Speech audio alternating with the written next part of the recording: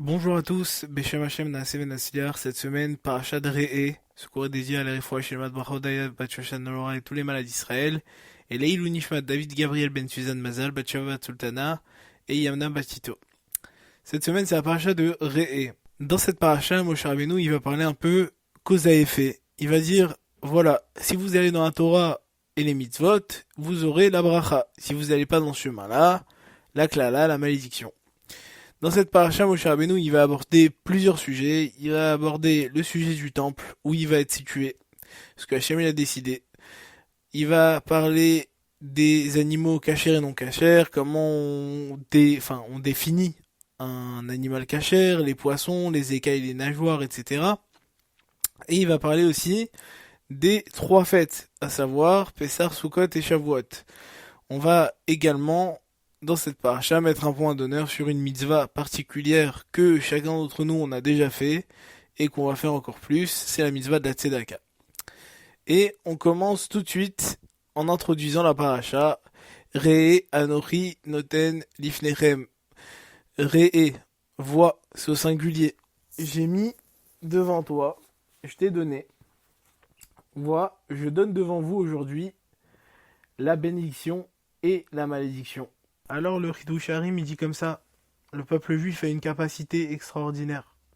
Il a le pouvoir de savoir ce qui est bien et mal. On le voit dans ce verset. Voici je donne devant vous aujourd'hui la bénédiction et la malédiction. Ça veut dire que s'il le veut, un juif a la capacité de pouvoir distinguer entre ce qui est bien et ce qui est mal. Même quand des fois il y a des choses qui se présentent comme étant des bonnes choses, et ben s'ils creusent un peu, ils peuvent savoir si c'est des mauvaises choses ou pas. C'est une capacité que Hachem nous a donnée de toujours faire la différence entre le bien et le mal. Maintenant, il y a un commentateur qui s'appelle le Torah Moshe. Il arrive et il pose la question. Il dit mais c'est bizarre.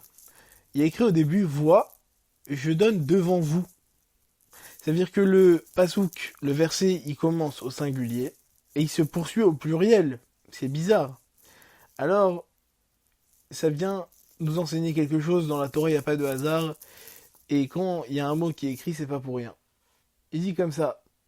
Cette chose, ce singulier qui passe au pluriel, elle vient nous enseigner que individuellement, chaque personne doit se considérer comme collectif. Ça veut dire quoi ce que je dis?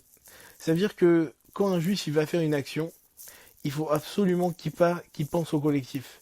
Quand un juif il va faire une mitzvah, il doit savoir que quand Israël arrive, Zelazé, tout Israël ils sont liés les uns aux autres. Donc quand il fait une mitzvah, c'est tout le peuple qui en profite. Et s'il fait une mauvaise action, eh ben c'est tout le peuple juif qui va pas en profiter, mais qui va en subir les conséquences. Alors le sens du verset, vois, je donne devant vous aujourd'hui la bénédiction et la malédiction. Vois, toi aujourd'hui, quand tu vas faire une action, regarde. Regarde si pour toi déjà c'est une bonne chose de la faire. Tu vas te lever le matin, tu vas faire ta tefila, tu vas mettre tes tefilines.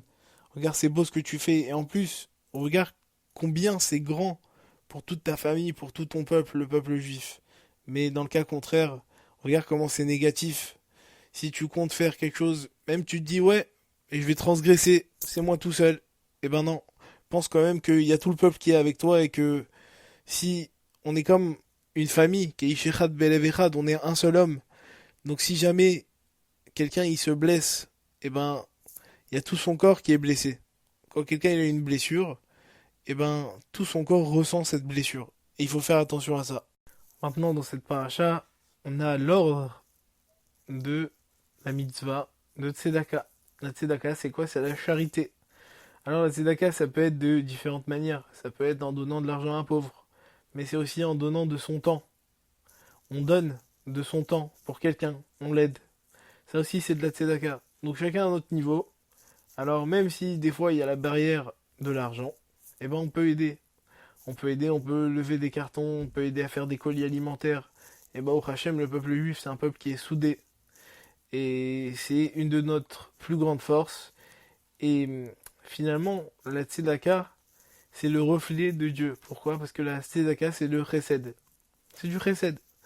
Et Hachem, il a créé le monde grâce au chesed. Il nous a fait une tzedaka à nous. Chaque jour, Hachem, il nous fait une tzedaka.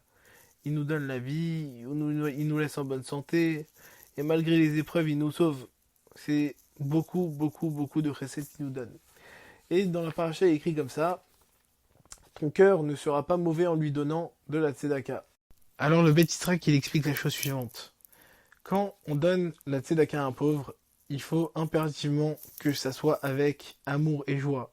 Alors, amour et joie intérieurement. C'est-à-dire, on va pas, bien sûr, on doit mettre à l'aise le pauvre, etc., parce qu'ils sont gênés de recevoir de l'argent dans certains cas, etc., mais il faut être content intérieurement.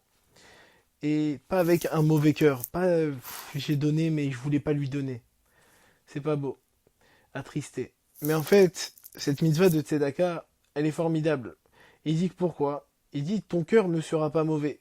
C'est-à-dire que en fait, tu vas mériter que ton cœur il soit ni mauvais ni cruel en lui donnant un tzedaka. Ça veut dire que grâce à l'accomplissement de la mitzvah de la tzedaka, tu vas devenir quelqu'un de meilleur et elle va t'apporter du réconfort, de l'amour et de la joie. C'est la tzedaka. Le Harizal, il nous dit comme ça. Il nous dit, tu sais, le pauvre à qui tu donnes l'argent, eh ben, en fait, l'argent que tu lui donnes, c'était son argent à lui. Il était en dépôt chez toi. Et Hachem, il a décidé que tu passes devant lui pour lui rendre aujourd'hui. Comme ça, il dit le Harizal. On a un dernier pasouk dans cette paracha qui est formidable, qui donne des forces. Chaque homme, selon le don de sa main. Chaque homme, il va donner kematnat yado, on dit. Et de quoi on parle? On parle pour les korbanot, pour les sacrifices au temple. Et la Torah nous explique une chose fondamentale. Pendant les fêtes, chacun est donné selon ses moyens. Et la Torah, elle veut nous faire une allusion. Elle dit comme ça, la valeur d'un homme, c'est ni sa richesse, ni ses biens. Mais on prend sa valeur selon sa générosité, selon les biens et l'argent qu'il donne à la tzedaka.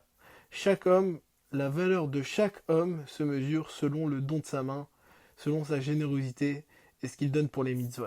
Ça, c'est le Rav Shimshon Raphaël Hirsch qui nous donne ce commentaire. Et en fait, voilà, on l'a dit auparavant, la tzedaka, c'est pas forcément de l'argent. La tzedaka, c'est du temps.